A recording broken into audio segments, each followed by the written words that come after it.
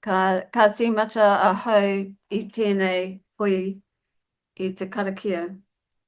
Whakatakata hau ki te uru, whakatakata hau ki te tonga, kia mākina ki uta, kia mātaratara ki tai, e hiake ana te atakura, he tio, he huka, he hauhu, tihei Māori ora. Mōrena, everybody. It's great to see a good turnout this morning. We've got a busy 2 hours ahead of us, and the main focus today is about the Dementia Mate Wareware Action Plan. So it was developed in 2020. I'll just put my slides up. All right.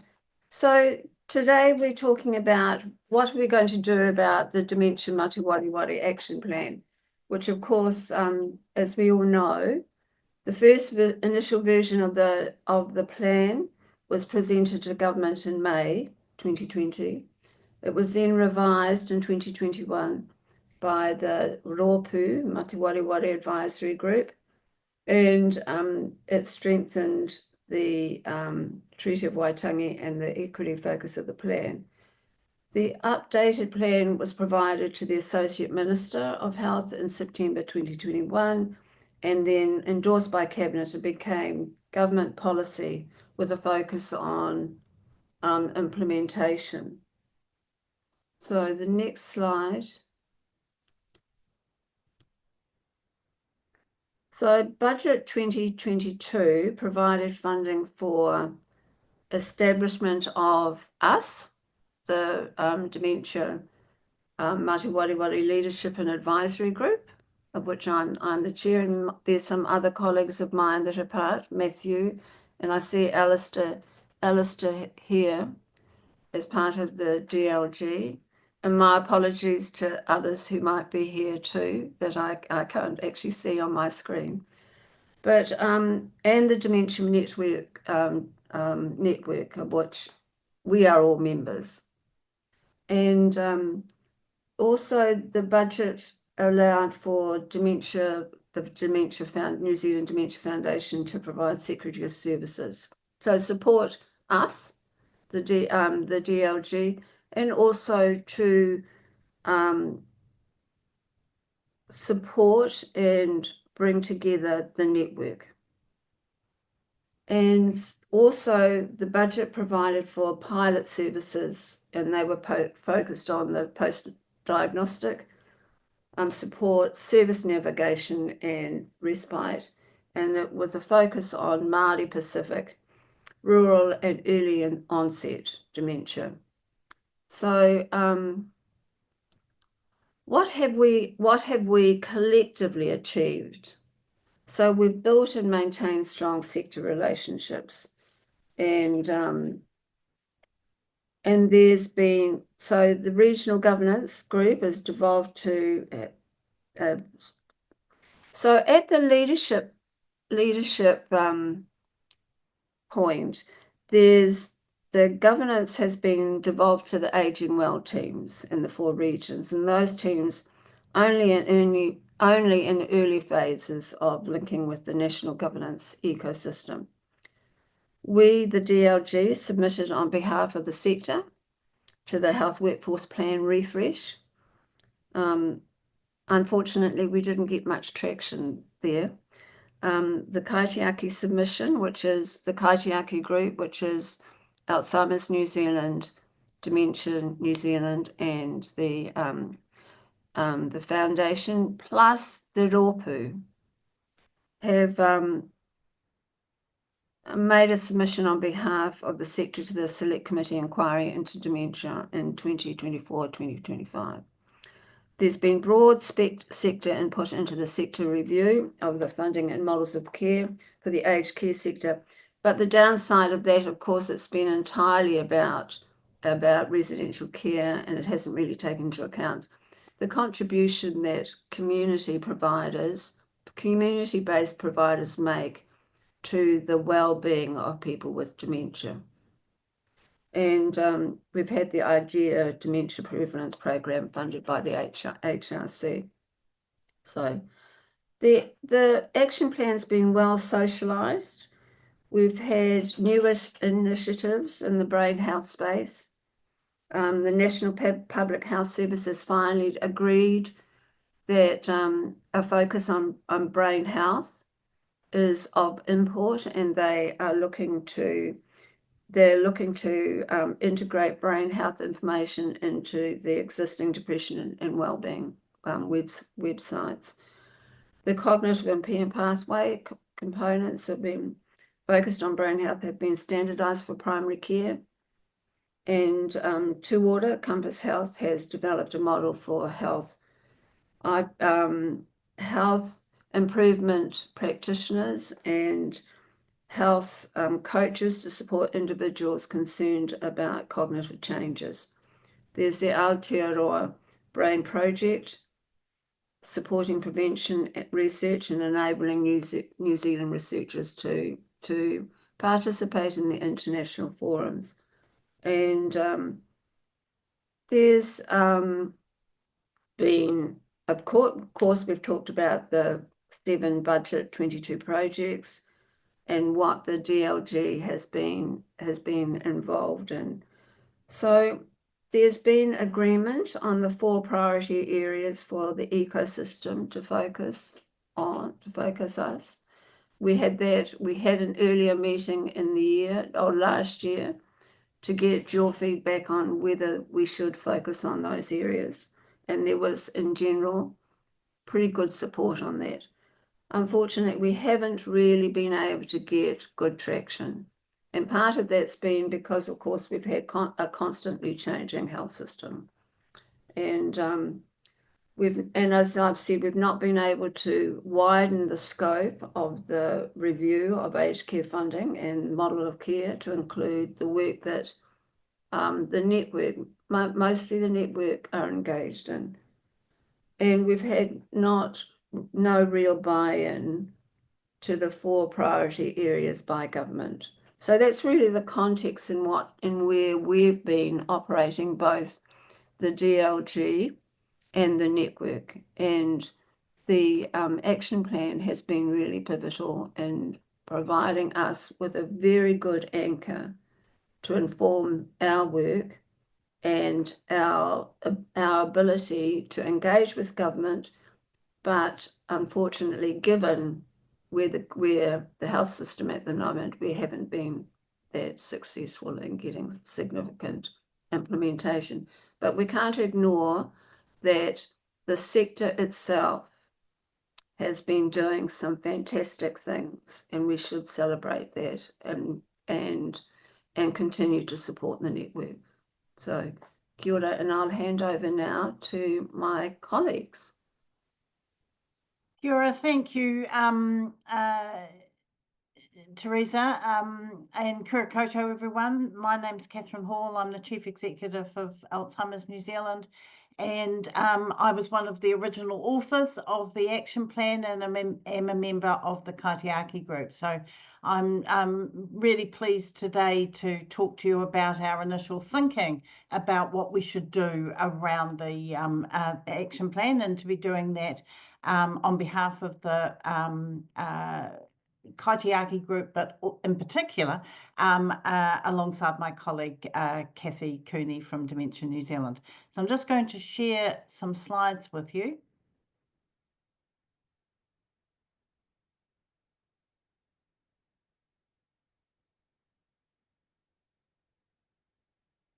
Now, just if someone can let me know to make sure that everyone can see those slides. Yeah, wonderful. All right, I thought it would be useful just to remind ourselves about the plan itself.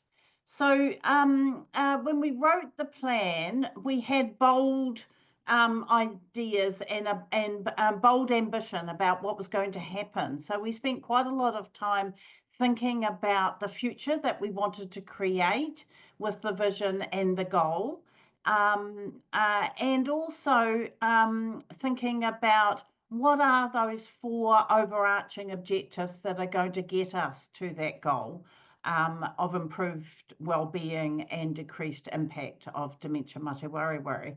And we landed on the 4 that you can see on the screen that you will all be very well aware of. And because we were thinking about a 5-year plan, underneath those 4 overarching objectives, there are a lot of actions. So there's more than 20 actions sitting underneath those objectives.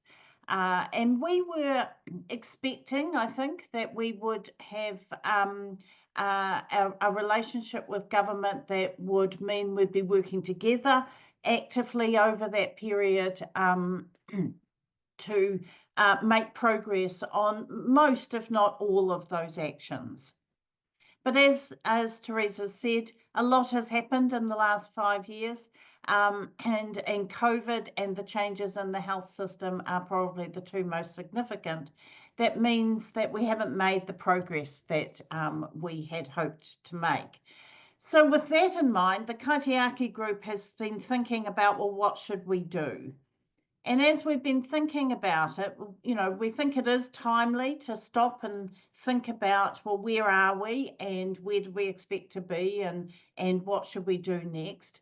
I think I absolutely agree with Teresa's comment that the action plan is well recognised, it's well socialised, it's accepted, and you could see that coming through most recently very strongly in the submissions to the Health Select Committee, where most of them mentioned the action plan in one way or another. And I think that we all know that the you know, the size and scale of the challenge, the number of people who are struggling because they are living with or being diagnosed now with dementia mate wareware and not able to get the help and support that they need, that is just growing. But we also know more now than we did 5 years ago about the things that we know will work to address that challenge. So the argument in favour of having a plan remains really strong.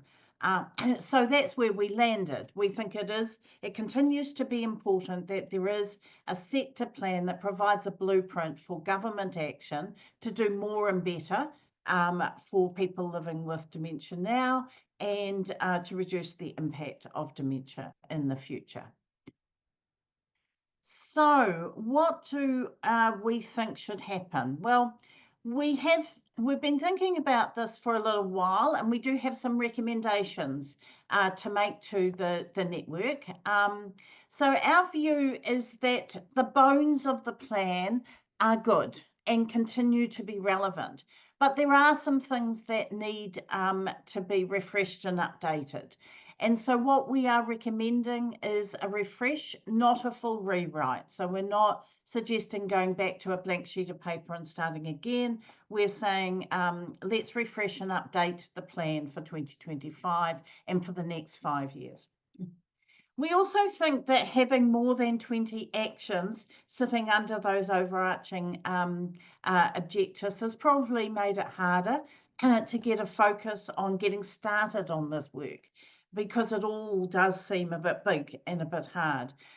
And so our recommendation to you is that for the next 5 years, we focus on the most critical things. And for us, we think that they should be the priorities that the network identified last year. And again, Teresa mentioned those, but so they are the 4 that are on the screen. So I think we all know that timely and accurate diagnosis is very hard to get, and it's a really critical point in the process and in the journey for many people. And we need to do better in that space. And aligned to that is the need for comprehensive management planning, and that all needs to happen in primary care. The second thing is about driving more equitable provision and funding of community-based services across the board, because most people live at home, as we all know, and desperately need better access to services where they live. The third one is about the support for the workforce, who are such a critical part of the sector, but also for care partners who are playing such an important role in supporting people with the diagnosis of dementia. And the last part of this is the brain health program, because as well as supporting people living with dementia today, we continue to think that it's important to look at reducing the impact of dementia in the future. The other two things that we're recommending to you is we do think that equitable access across our population is really important. And we think that people should have access to equitable access to services regardless of their cultural identity, regardless of where they live in Aotearoa, and regardless of how old they are. It should be fair and equitable. And the last thing that we're recommending is that there be no change to the vision or goal or overarching objective. So we're really focusing on saying a refresh, which is about updating the context and also focusing on narrowing the priorities down to a small number of manageable priorities that we can all focus on together over the next 5 years. Now, we have also been thinking about some other things, and so I just wanted to share those with you as well, because you may well have some thoughts on those as well. You know, and we haven't got as far as we had hoped to when we wrote this plan back in 2019, 2020. But there has been some things that have happened, and the governance ecosystem, so the Dementia Mate Wareware Leadership and Advisory Group and the network, and also the 7 pilots are part of that. And we do think it's important that we don't lose ground as we move forward. The second thing is that we are very aware that the dementia sector sits within the wider aged care sector, and that we all need the whole sector to work effectively together. So we can't just focus on the dementia sector, we need the whole part of the sector to work. And we also need the parts of the sector that interact with and support disability services and other parts of the health sector to work well too. And the last thing we've been thinking about that we'd be interested in your feedback on is around the need for a small number of key indicators, because it's very easy for us all to be very busy doing things, but we think it's really important that we have a small number of key indicators that apply to the whole sector that we can use to track whether we're making the progress that we want to and whether those changes are heading in the direction that we expect them to. So we think it's important that there is work done in that space. So finally, I just wanted to say that when we wrote the plan, we worked really hard to engage with the dementia sector, and the plan that currently exists was informed and contributed to by feedback from over 300 organisations and individuals. And that was a really important part of the process. It made it a better plan. It really strengthened the plan. And we want to do the same thing this time. And so we're starting that process with this discussion with you today. We're really keen to hear your feedback. We'll also be going out more widely through our own networks, because we really want this to continue to be a plan that's been shaped by the sector and is supported by the sector. So with that, I will stop sharing my screen, and just before I hand over to Matthew, who is going to guide us through the discussion, just ask my colleague Kathy if she has anything to add. Kia ora koutou. Thank you, Catherine. So I just taupoko everything you've said. And I think we can't underestimate how critical the action plan is as a cornerstone for the work that we're all engaged with. So just we really welcome everybody's input today so that we can keep to strengthen and ensure that the action plan continues to be relevant and focused. Thank you, Catherine. Thanks, Kathy. And with that, I'll hand over to you, Matthew. Thank you, Catherine. Thanks, Kathy. Kia ora. So, tēnā koutou katoa, everybody. Are you ready to do some work? Let's put our heads together and have a think. So the first topic that we'd love you to discuss in breakout rooms, you're going to be randomly assigned to breakout rooms. Some of those rooms may have some of us that are Kaitiaki who wrote and have been championing the original plan. We may be in your groups, but we're just going to keep our mouths zipped because this is all about you and your thoughts and your feedback. So to help with the feedback from the discussion that you have, can you please choose a note taker in every group who is willing to just jot down the key thoughts and ideas that you have, who would be willing to speak back to us in a few moments with some of those ideas, and who will be able to type out a wee email and or scan what they've written and email it to Bevan. So that it all can be collated and the Kaitiaki can then reflect that in a final draft or a working draft of the plan. So you're going to have until 10:50 for our first bit of discussion. So a good 25-minute meaty discussion. And the next slide is the one that you'll have with you in the room.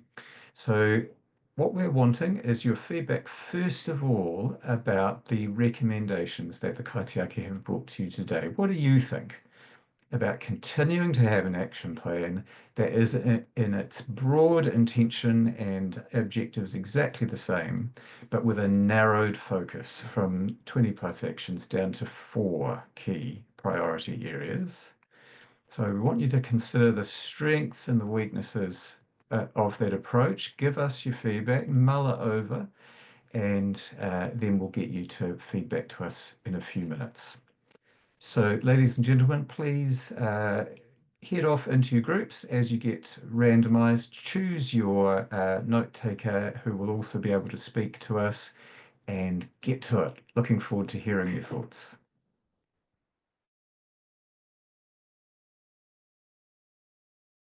Welcome back, everyone. Thank you very much for the discussions that you've been having in your groups.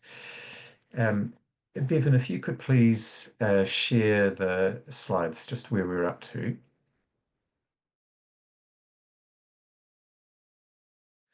Look, what we would like to do now is rather than just get feedback immediately, we will do that verbally in just a minute, but we want you to think about a different issue and a different question. So just put to one side your response to the recommendations that the Kaitiaki have made about basically keeping the thrust of the plan intact, but narrowing down its action points in the way that we've described. What we would like to do now is more of a sort of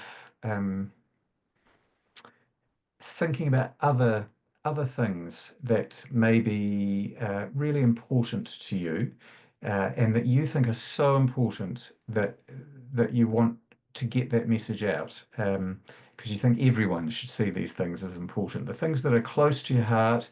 Now, they may be things that are already in those 4 recommendations, the 4 priority actions that the Kaitiaki have suggested, or they may not. They may be something quite different. So if we can just have the next slide. If you think ahead to 5 years from now, so if we're sitting at having this discussion as a network at the end of the 2nd National Action Plan, what are the things that would make you feel really satisfied that the 2nd plan hit the target correctly? What would make you feel satisfied that the things that are closest to your heart have developed in the dementia sector? Now, I just see that some folks in the breakout rooms were unable to switch their microphones on and were therefore excluded from discussions. We really apologise for that. We'll do our very, very best to fix that problem for you. So just to those who were reduced to a listening role and couldn't contribute, we really apologise, but there will be other ways of giving you feedback. And I hope at the very least, given that little technical difficulty, that in hearing your colleagues' thoughts, that spurred some of your own thoughts out. But we will try and fix that problem for you in this next breakout room. So what we're going to do now is head back to exactly the same breakout room that you were in before to continue your discussion, but now think more broadly. And I want to just remind you that Catherine and Kathy had already mentioned some other thoughts that the Kaitiaki group is mulling over, but they hadn't been elevated to the level of a recommendation to you guys yet. So the Kaitiaki wondered about, pretty important perhaps to write into the next action plan, that the governance system continues. Maybe it's pretty important to write into the next action plan that whatever comes out of those Budget 22 pilot programs is capitalised on and not lost. That it might be very important in the next action plan to focus on key indicators that tell us whether we've succeeded or not succeeded with some of these ventures. And finally, the aged care review of funding and models of care that is sort of in the ether at the moment, while the health reforms are reformed. We don't want to lose the focus of that on better, more sustainable, but better funding of those important parts of the sector, home-based support services and aged residential care. So those are some things that the Kaitiaki have floating around. What do you have floating around? So we'll go back into our breakout rooms, and the topic of discussion is on other things that might be on your mind, or strong endorsement for something that's so close to your heart. We've already said it, but that's your main thing. That's the hill on which you would raise your flag and fight to defend progress. Kia ora tātou. Welcome back, everybody. Let's hear back from some of our spokespeople and just discuss together some of the key messages that come back. This will help us tremendously as the core Kaitiaki who are going to rewrite a draft of this plan and send it all out to you for review and comment again before a very final draft is put together and then confirmed. So that will be the process. This is not your last chance as a network to contribute to a revised or refreshed plan. So I wonder, is there anyone from perhaps Breakout Room 1 who is prepared to speak to your kōrero and just share some of the maybe one or two key thoughts to start with about your two conversations? Kia ora. I'm Amy. I'm the comms advisor at Alzheimer's New Zealand and spokesperson for Room 1. So we had a mix of people, including people from rest homes, a care partner, and someone who's doing some work for the Dementia Alliance International, so a whole range of perspectives. On the first question, there was a very general support of the approach done by the Kaitiaki, with the acknowledgement that even if we'd gone, even by having the 4 actions, once you break them down, you're still going to get back to the 20 actions anyway. And there was just a really strong feeling that what we really need is the buy-in from both politicians and the bureaucrats, and some really strong funding to make sure we can make some real change for people. That's awesome, Amy. In group 2, just on that first issue, our first discussion, anything you'd like to add or strengthen to what Amy shared? Hello, hi. Can you hear me? Yes, hi. I'm Griselda. I'm an occupational therapist and I work with people predominantly with dementia. I've been in day programs and I work with them cognitive stimulation therapy and so on. We had a lovely diverse group of people working in aged care and also many with lived experience. We had a psychiatrist with early onset dementia, and as well as a lady whose husband has early onset dementia. And we really had a really robust and interesting discussion. We were in agreement with the 4 issues broadly covering the 20, and we agreed that keeping it simple and direct to those 4 was probably better, because the government probably and funders would probably be easier able to focus on 4 things rather than 20. And of those things, we looked at things that probably would be, sorry, let me just have a look here. Sorry, yeah, funding was a big issue. So we looked at funding, obviously, because these things are not things that can happen without it. So the KPIs, looking at what we can actually measure to put out in terms of funding. The things that were important to the group that we spoke of were things that like navigating the system. That seemed to be very difficult, as well as getting a good, easy, equitable access to a diagnosis. So one of the members of our group who has an early onset diagnosis, and it was very, very difficult to get that diagnosis. Long, protracted diagnosis, difficult to get, and then having, she got very lucky and had a HIP who's actually on the call with us, who navigated the system for her. But most people had the feeling that there is no real clear navigation. So depending on where you live and which GP you go through, or in fact, whether you diagnose through a GP or through another service, there is no clear system for how people with dementia. So this is really, really an important aspect for the caregivers as well as for people with dementia. And we all spoke about the fact that her excellent situation and how it was handled was because a HIP was involved and took her through all the way through. And so we thought that could be a really good use of an existing service. And all along we've looked at possible existing services.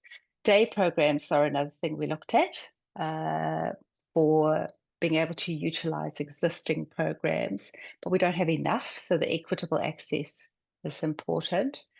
Yeah, so that was from the first discussion we spoke about that. And then the die on the hill, are we talking about both? Living on the hill, living on the hill. Living on the hill. It wasn't dying on the hill, that's right. We said we won't die on the hill, but we will stick up a flag. And there were a couple of those. Funding was most, but within 1 year, each person having access to cognitive stimulation therapy. We know it was in the first one, but that would be fantastic. And using existing services, brain health programs from kindergarten. That was somebody's absolute on the hill. And shame. The idea and the experience of people living with dementia and the experience of shame, having that addressed socially and throughout, and how to be diagnosed earlier. Okay. So that that's was another great. thing. Yeah, so those were the sort of key issues. Different people had different things. Yeah, so an earlier diagnosis.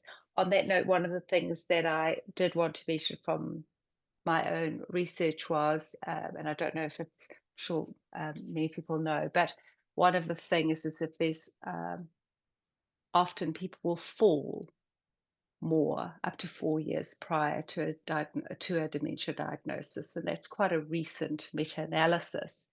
And so a lot of GPs, that was another thing, that a lot of doctors don't always undergo specialist training, even GPs, and yet we do have an older population, quite a large and growing older population, and there's quite little knowledge. Yeah, so that sort of thing could help people to call that in. Kia ora, Griselda. Thank you for No representing what was clearly a great discussion in Group 2. One of the things that will increasingly happen as we hear from you is some of the points will be the same, won't they? And by by starting at 1 and 2, we're starting to clock up a number of thoughts, a number of different ideas. So as we go now to Group 3, please don't feel you need to say, yep, we agreed with this and we agreed with that and we agreed with the other. What other thoughts did you have, perhaps from your conversation in Group 3, that might lead us in a slightly different direction or add something new, some richness to what we're discussing? Who's from Group 3?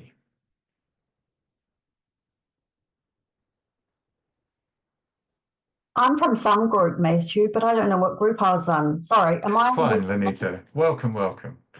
Well, I do group. I'll do Group 3, seeing nobody else is speaking up because I'm doing. Thank you, Okay. Lenita. In terms of the 4 objectives, overall, we thought it was a really good approach.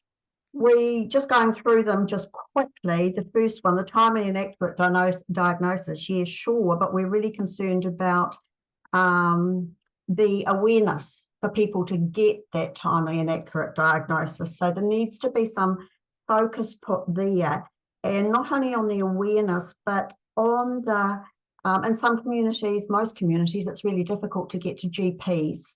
But there are alternative pathways that can be used other than GPs, and maybe those just need to be made more.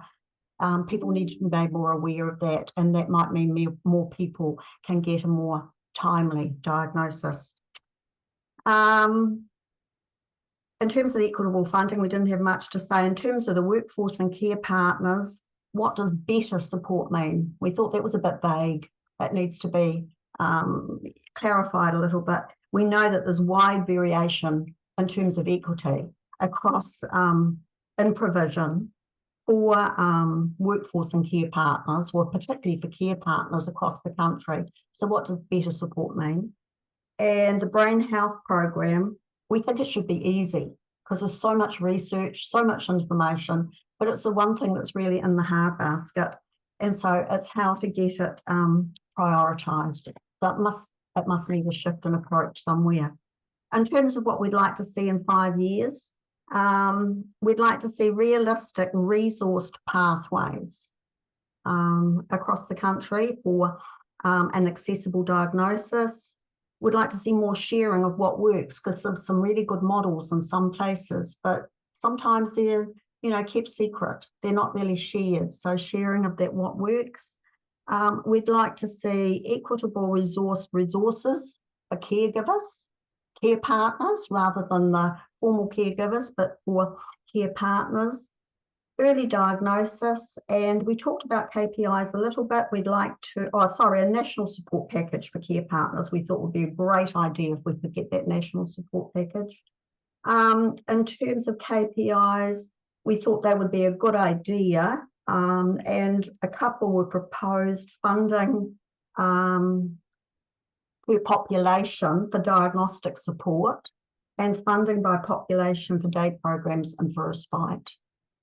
So that's where we got to. Thank you. Great. That's really good feedback and some detailed thoughts. I want to highlight for everyone something that makes my ears prick up, just not because it's the most important thing that Lenita shared from her group, but just because it highlights a tension in writing an action plan, that if any of you discuss this in your groups, be useful to have your feedback. And the tension is this: if you pick an action area like, for example, improving things for the workforce, you can choose to leave that as a general thing in an action plan. So you highlight an area, but you don't specify in the action plan what should occur in the area. You just specify direction it should go in, which is better. Or you can specify something very practical and concrete. So you can say, we want all health professional training programs in New Zealand, whether they're physiotherapy, medicine, or nursing, to include a dementia-specific module for all new graduates. So you can make a very specific suggestion. And there's advantages to specific suggestions, but also disadvantages. And there are advantages to general statements, but disadvantages. And I think Lynette's group highlighted that neatly when they said, what does it mean, better support for workforce? Well, the original action plan that we've been trying to work to for 5 years had a mixture of specific and general actions on purpose. But this is a tension. I'm not saying that that's the right way to go. So any feedback from other conversations groups had on that issue, I'm interested in it as someone who's going to write the next draft together with my colleagues. Group 4, are there any thoughts that you would like to share with us that sort of take our conversation on a little bit further? Kia ora, Matthew. Like Lynette, I've got no idea which group I was in. So if group You were 4 group 4. Good on you, Tracy. Hallelujah. Great. Yeah. Good on me. Hey, so group 4, there was basically myself and Cheryl and some other people who couldn't unmute themselves. And we also had Alistair and Matthew in our group. So Cheryl and I, we were talking about that we think the 4 points are reasonable, and we think that they give a broad enough coverage, covering various groups within Aotearoa to hopefully make this come to action. We thought it was proactive. We loved the brain health. There was nothing more discussion around that. And then there was a bit of discussion on point 1 around timely and accurate diagnosis and the comprehensive management plan in primary healthcare. And we were just wondering how much influence we would have on the management plan in primary care. We can do some, but we don't have a lot of influence maybe on doing that. And so we were thinking, Cheryl raised, if GP practices are going to get an injection of cash and funding, will some of that be fed into this? Is there some way we can say that that funding could go into developing a comprehensive management plan for the diagnosis? And the other one was point 3. We had a similar question like Lynette's group, like what does better support for workforce and care partners and whānau actually mean, and what does that look like? And from a broad perspective, that's great, because that means we can interpret it in a way that could be most useful in the community we're living within and working within, or maybe it's so broad that nothing happens. So we did have a discussion around all that, and we talked about education. Cheryl was saying that there's best sector standards being developed by Toi Te Waiora. And then I was just saying with Carers NZ, they would be all supportive of this, more support and paid for care partners as well. And then it was talked about the plan, should it stay at 5 years, or should the time frame be reviewed as well, given that we've reduced it down to 4, thinking about 4 points, and should it be reduced down to less than 5 years? But no matter what we would like to see is a cross-party support in government. That's what we believe will be the one that will support some success. Was there anything else, Cheryl? Anything you think I missed? Don't know, other one colleague that I was yakking with? No, thank you, though. I think you've done fine by us. Thanks, Cheryl. And then the next thing, the part 2, we talked about Māori perspective, and that we know it will stay and not be lost in any of the publications, and talking about equity, rights, people-centric or people-directed, being focused on rural areas, because once again, it's that postcode thing, we talked about that. Primary care are not referring into mate wareware services, so just keeping that as an ongoing focus. And then we talked about some key pieces of progress that maybe Alistair could have commented on, which he did, around people who have mate wareware, what would they like to see happen, what would some key pieces of progress could be. And Alistair was saying continue to reduce the stigma and raise awareness and advocacy, and those are the main things, but certainly reduce the stigma. And we just felt if it was reducing stigma, that would feed nicely into the 4 points, like timely and accurate diagnosis. If stigma was reduced, maybe primary care would feel more comfortable diagnosing. Sorry. No, please. And then we were saying also that it would send, we think it would send a definite message to government at the time if the plan did not acknowledge and support and mention the pilots, mate wareware pilots that are continuing. So we felt that needed to be included in that. That's Great. it, I think. Thank you, Tracy. One of the things, I mean, I'm sure you're all hearing the similarities, differences as well, but the similarities between the 4 groups' discussions so far. And one of the things that those last 2 groups are bringing up is this idea that when it comes to some of those 4 suggested or recommended priority actions that the Kaitiaki have put before you, that they depend on other things that aren't mentioned but are equally important. You know, for example, Lynetta sharing from her group about if you don't build awareness of dementia, you can have whatever diagnostic system you like, but some people won't turn up because they're not aware. Or what Tracy's just shared from Alistair, if the stigma is so high, you can have whatever diagnostic system you like, but people won't turn up because of stigma, or the clinicians involved won't diagnose, even though theoretically they could because of the stigma. So, you know, we're hearing how points that seem quite tidy are not so tidy. They depend on a whole system and a whole network. So it's great to be hearing that message come through.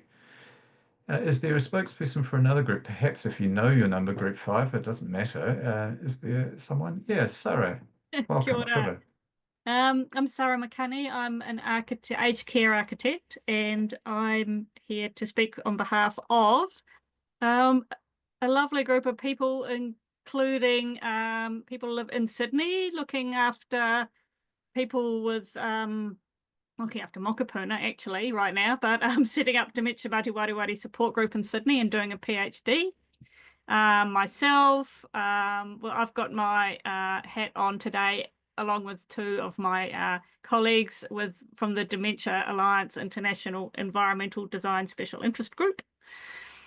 We've got someone sitting in for Carers New Zealand. We had Catherine Cooney, and we're an OT and a dementia advisor.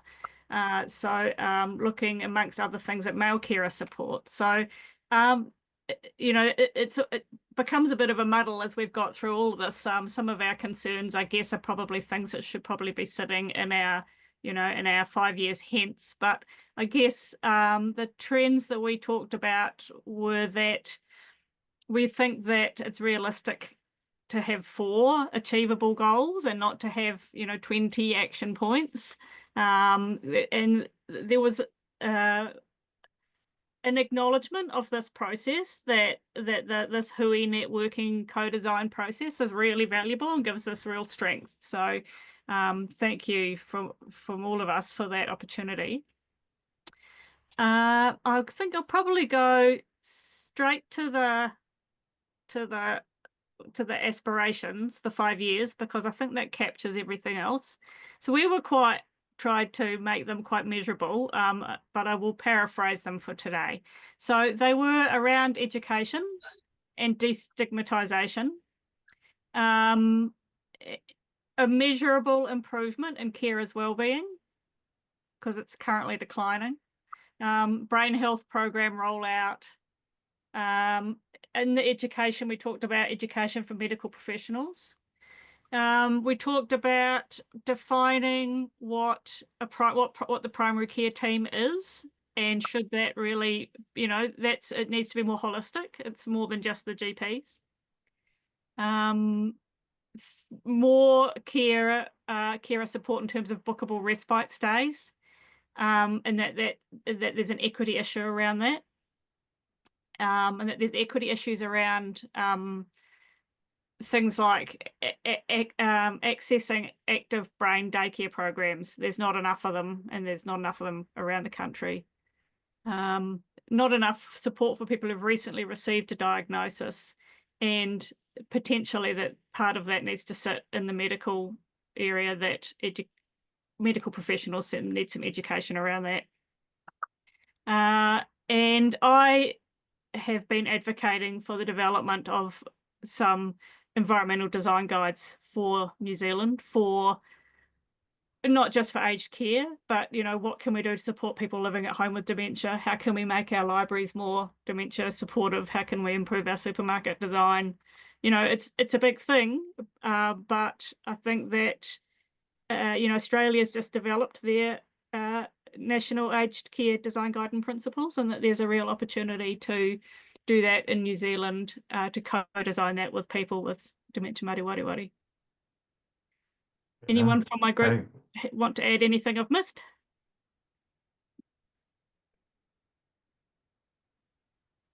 That's superb, Sarah. I particularly like the way that your group wanted to try and find language around its where do we want to be in 5 years, with a thought to how would you know that you've achieved it, measurability, or so thank you for bringing that into the mix.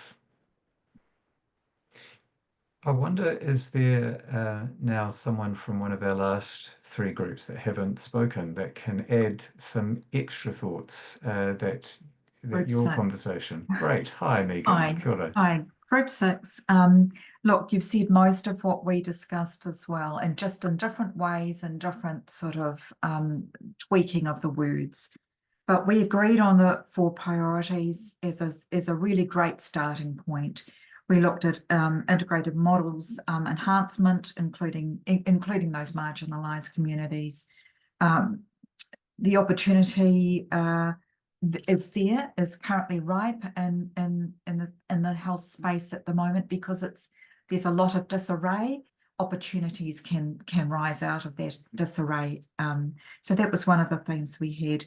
We looked at support for key worker and navigation role, availability and alignment to contracts. These are sort of things that can be ongoing, but to include more contracts that hold those navigational key worker roles.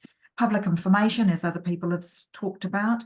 There's some good examples that one of our lovely people in the teams raised around some public awareness programs in Australia that we could lever off, and ensuring that clinical training, like you've mentioned before, is upskilled in appropriate areas. And we won't go into detail because you've mentioned it before. So clinical training for clinicians that is appropriate for health professionals. In the second part, in the second discussion, should I go on to that, Matthew, and make that quick? Yes, please.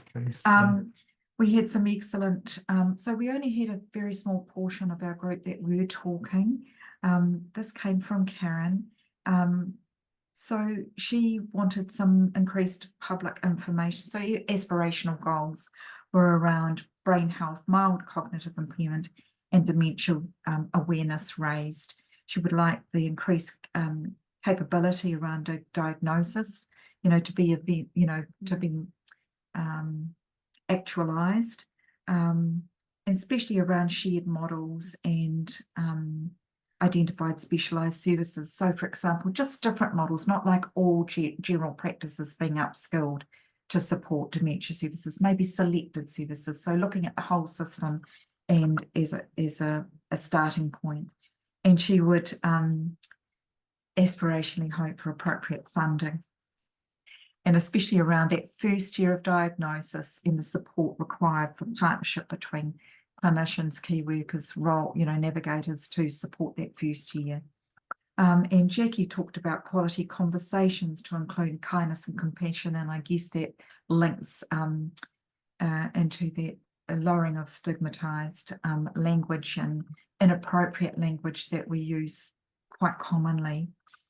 Importantly, one of the things that hasn't been raised yet that Jackie raised was the use of AI and synthesizing information to avoid duplication, information sharing, AI companions, apps to assist people from day to day, not as a substitute, of course, to face-to-face things, but that aspirational goal of the use of AI in dementia space could be, of course, that goes along with the funding, Matthew.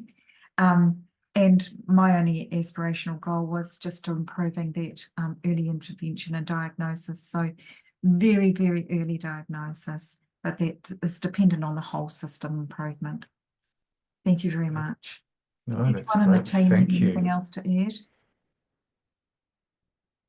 Yeah, no, kia ora, thank you. I think that's great. It's, you know, there's so many, let's look at it as a positive. Our sector, those of us that care about or live with Dementia Mate Wareware, we know that there's a vast array of possible improvements that could be made.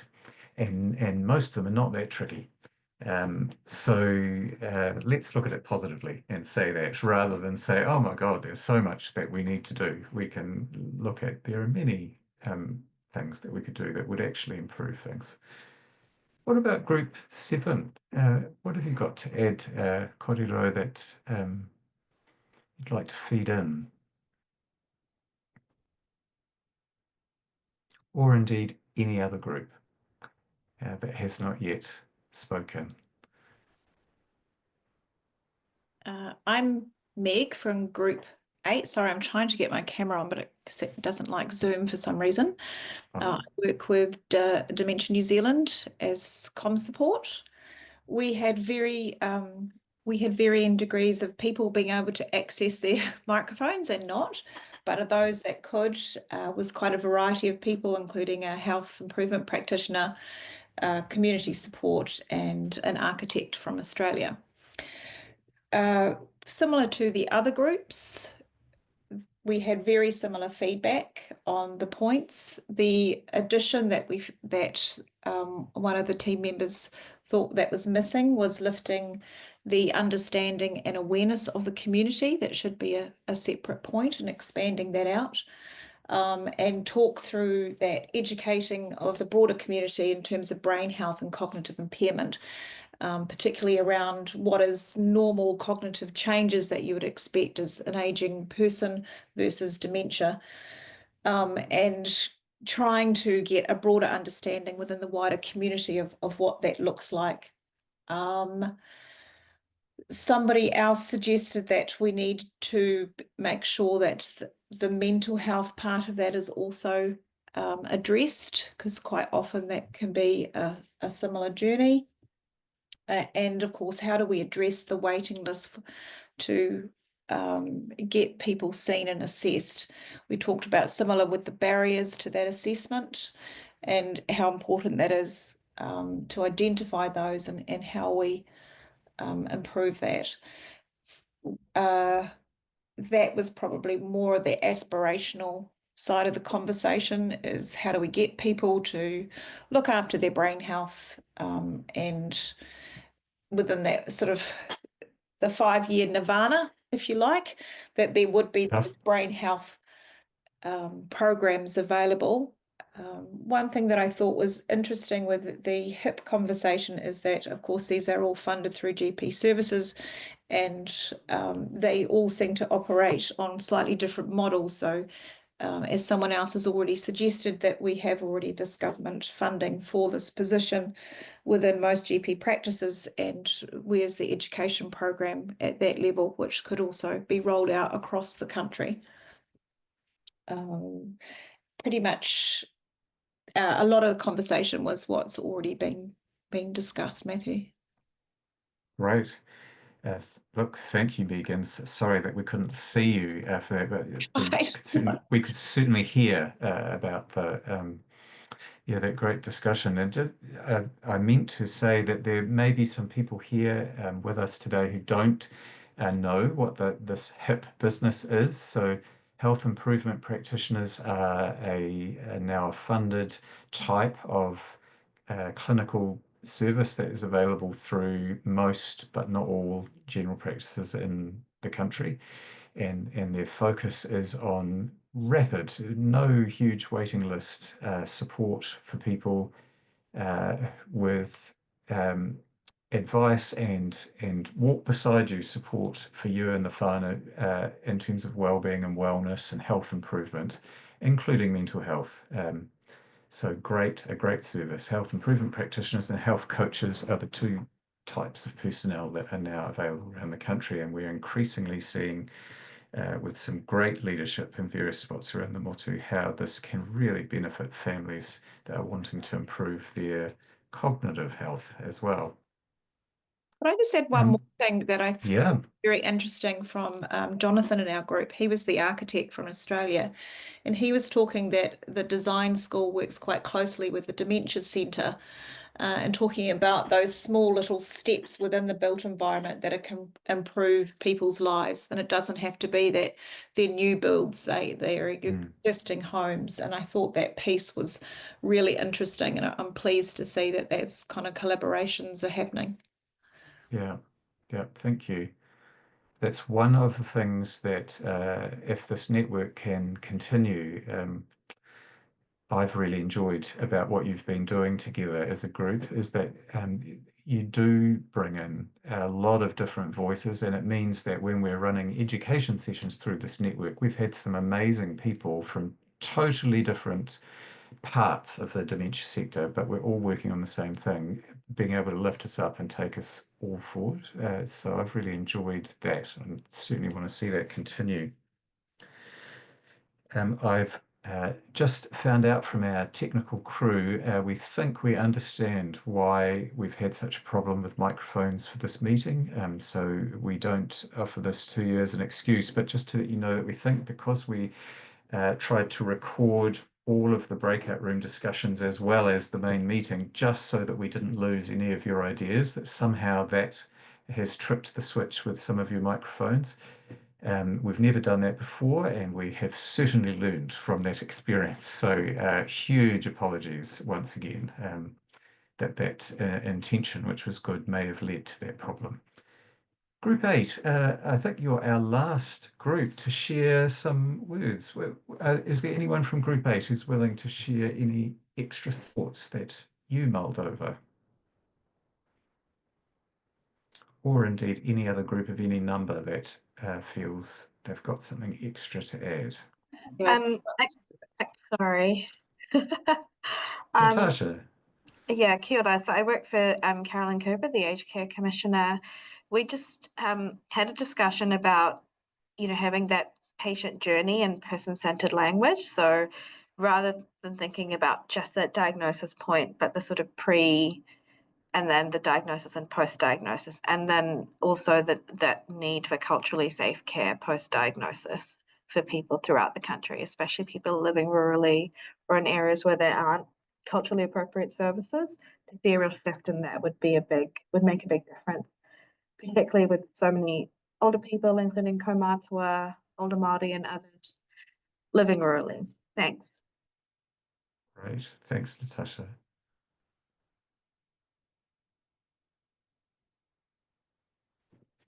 Oh, just in our closing minutes together before we hear from Teresa to wrap this up, I want to just highlight what for me is the core message from your thinking that I'm hearing, and it leaves me in a difficult position as one of the people who'll be writing a draft for you. I'm gratified that you've all said 4 actions, even though we might miss some things, is going to be more achievable thing, a way to respond to the fact that we've had a 20+ action plan that, although lots of good things have happened, very little of it has been progress in partnership with government. So you've all endorsed that, and then you've gone on to list 20+ actions. And that's because they're all really important and they all link together. So it's artificial to say, we'll just talk about this action, we'll ignore that action, because actually the two interface and interact. This is why the previous action plan had 20+ actions, because they're all interlinked, they're all important.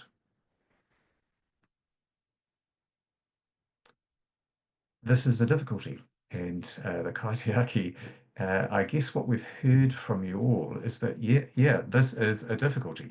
And so we need to wrestle with that again.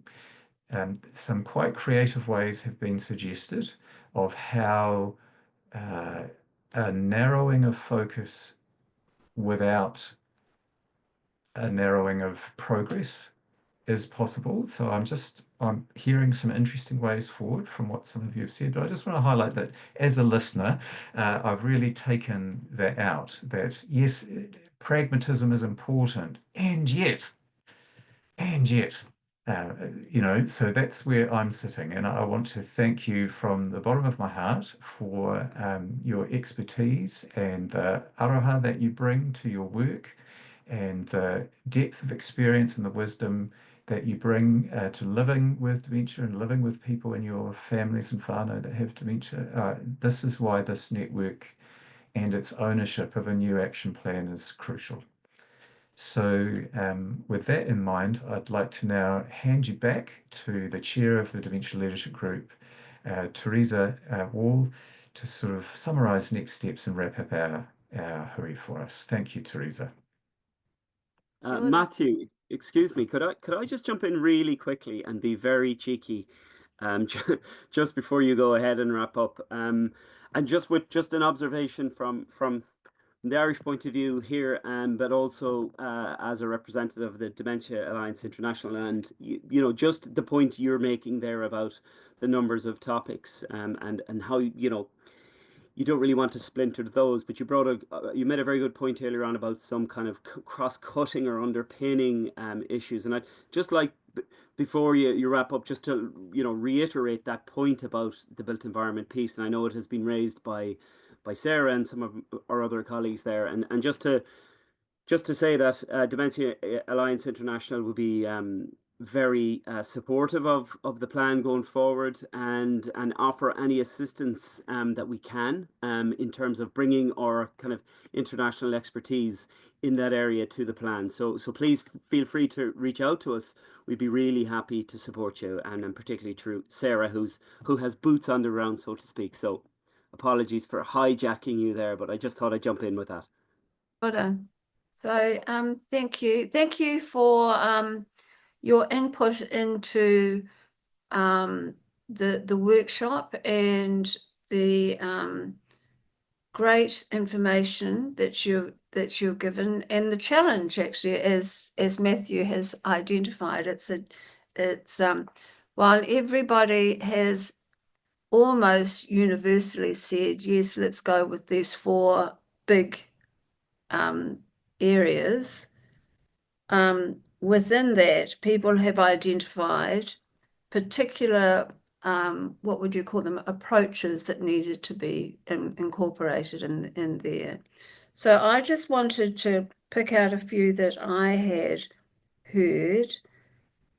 Again, I think Matthew himself has identified the use of existing workforces in the system. So clearly identified that there's the potential for using the health improvement practitioner role as a mechanism for improving the engagement in primary care.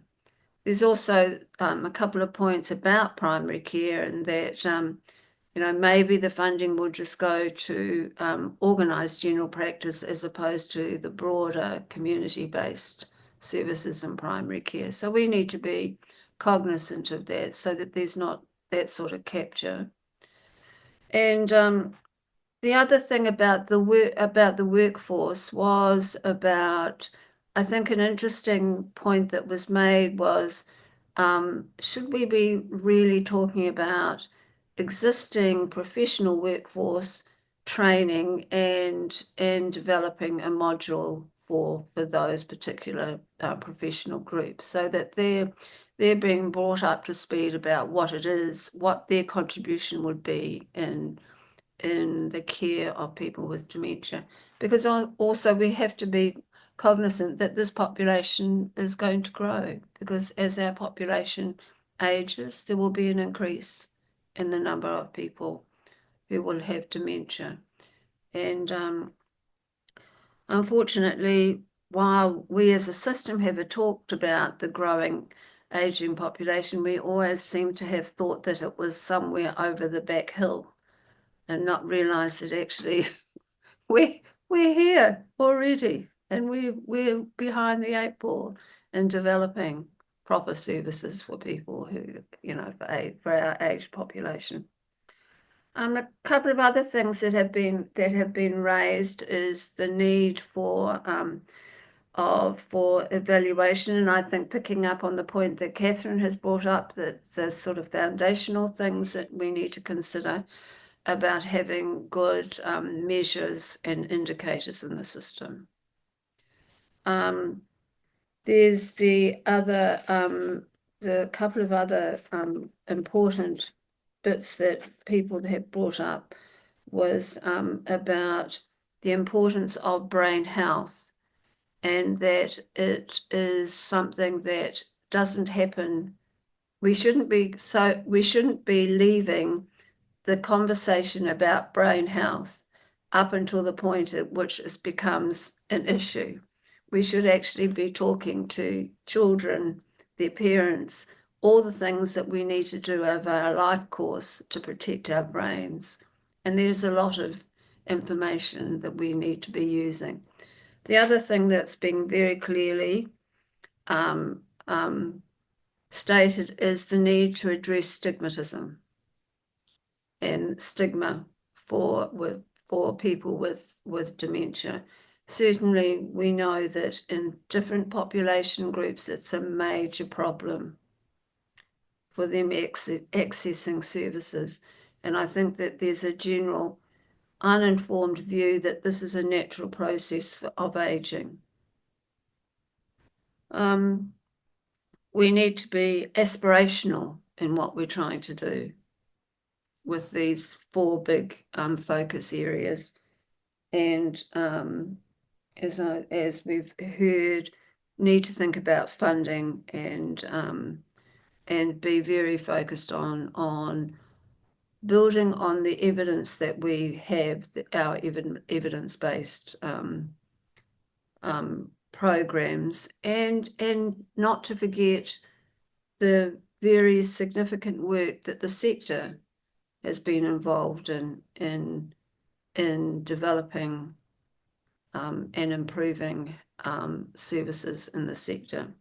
So those are the things that I've heard, and I know that the Kaitiaki group, Matthew, Shireen, Kathy Cooney, and Catherine will have heard other things as well, and will have captured that. So what we will do, what will Shireen and her team, Bevan and Susan, will be doing, will be looking at the collation of your feedback, and that'll be completed, you know, very shortly, and there'll be a discussion about how to feedback to you. Then there's going to be drafting by the Kaitiaki group, you know, Alzheimer's New Zealand, the Dementia Foundation, Dementia New Zealand, and the Rōpū Mate Wareware. There'll be widespread consultation towards the middle of the year with you guys, again, the network, but also with the Kaitiaki groups networks. And particularly, we need to engage with Pacific and Asian populations as well. And we're working towards having a September end date. And this is purposeful because, of course, we've got election year next year, and we need to be able to inform the current government, but we also need to provide the our thinking in the new action plan, the refreshed action plan, to inform all the political parties as we go into election year, because of course everybody will be very concerned about what's going to happen in the coming year. So with that, we are 2 minutes away from an end. So I'll just close up with karakia, and once again, on behalf of the Kaitiaki group, want to really thank you all for your generosity and the way in which you've embraced this discussion, and how you've provided us with some really very concrete things that we need to collectively take into account as we develop the refreshed action plan. So kia ora. Unuhia, unuhia, unuhia ki te uru tapunui. Kia wātia, kia māma, te ngākau te tinana, te wairua I te ara tangata. Koia rā e rongo, whakairia ki rongo, kia tina, hui e, tā ki e, ka kite.